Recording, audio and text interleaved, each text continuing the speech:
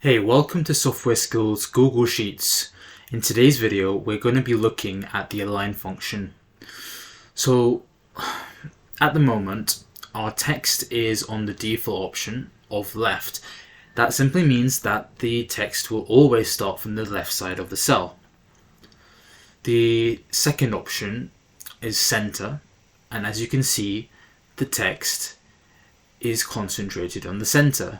So the shorter sentence will be in the center and not touching either of the sides. This is useful if you prefer to read quickly downwards.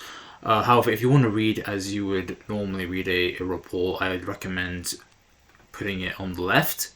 There's also a third option of the right, which is like this, and I'm not sure why you would want it on the right side. Maybe if it was a different language, or if I know in some books you read from the right to the left side, so that might be why you use it.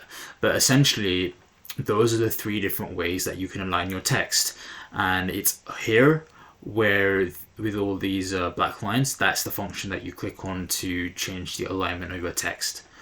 Okay, thanks for watching the video. See you in the next one.